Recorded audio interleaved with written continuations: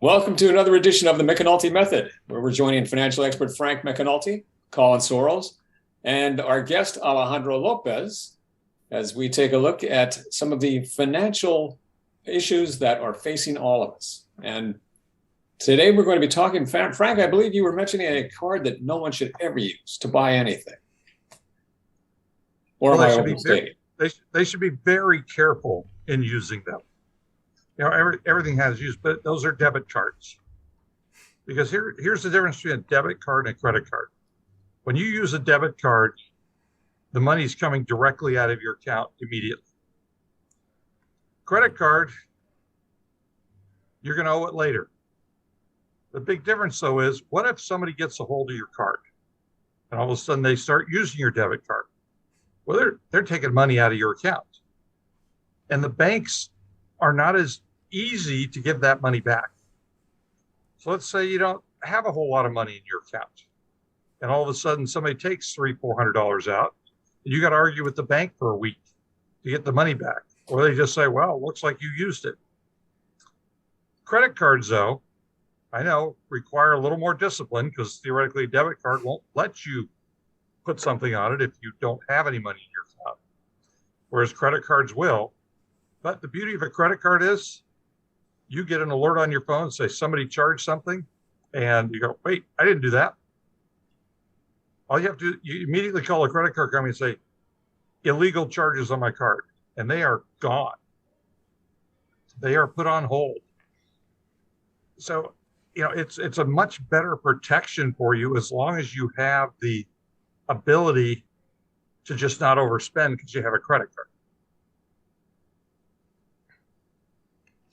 All right. Well, it sounds like you're talking about a little bit of personal discipline, which is always tough.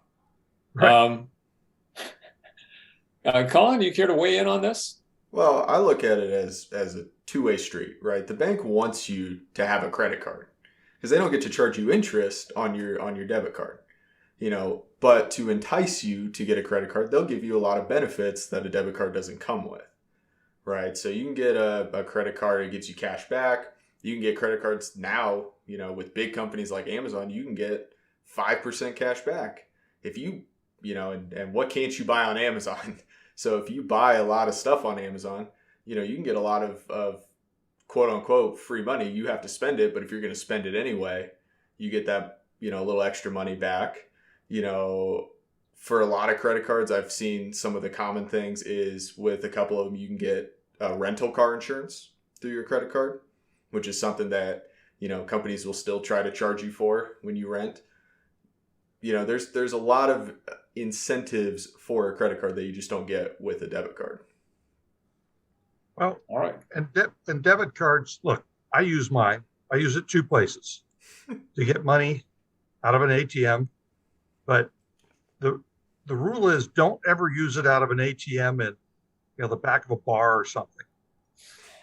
Because they always have skimmers in those. A lot of times they have skimmers. And so as soon as you plug that card in and put your number in, you're there for the rest of the night. They're just somebody's taking money out of your account. And I'll give you a real good example. I was on a project with Bill when I was driving a bus, and the bus took a lot of gas. So I had to use 2 credit cards at this gas station to get enough gas to fill up this bus. Well, they obviously had a skimmer on this machine. It was a major gas station. It wasn't, Bob's Gas and Grub. It was a major gas station. But by the next day, my credit card had been going east on the 10, and the other credit card had been going west on the 10, and being used, every 15 minutes somewhere to buy stuff. And so, but it was easy. I called both credit card companies. I said, "Okay, I'm not doing this." Never cost me a dime. So think about it. If you ran your debit card in this thing, and now this person has your debit card information, and you're on vacation, so you're not paying attention, and they're heading east on Interstate 10, and every time they stop, they're running your debit card. And when are you going to know that they're doing this?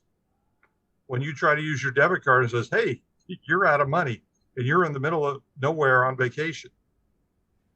That's my concern.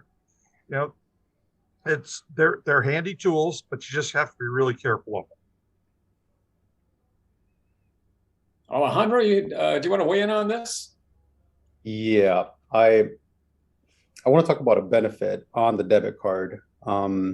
Just for example, if you have a debit card, right, and you have a very bad habit of using it or spending money, buying different things, if you want to keep track of your expenses, it's a good tool, I think, to use a debit card. Therefore, you have a list of things that you purchased, and you can itemize what you spent the money on, versus if you had the cash on hand, yeah, you would spend the money. And if you were, like Bill said, financially disciplined, you would be smart enough to only take the amount of money out that you need and don't take any more out after that.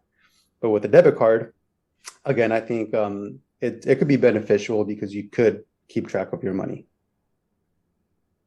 No, that's a good point. It does give you a list. You know, I still like to deal with cash because I feel that gives me discipline. When I run out of cash, I'm done. But yeah, sometimes I have to go, okay, let's say I had $200. What did I buy? Very good point. Well, and I think another, especially for younger people or people getting their first credit card, usually the credit limit's not very high on it. And so one benefit to having a debit card is balancing the two.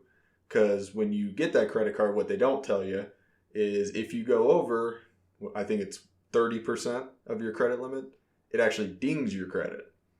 And they don't tell you when they check. You know, it's not the day your money's due. They'll check at a random point throughout the month and see if you're over that third mark. So I think for people early on, balancing the two so that, you know, you're still getting some benefit from the credit card, you're still building some credit. But people get these $1,000 credit cards and they're like, wait a minute, I'm only spending $900.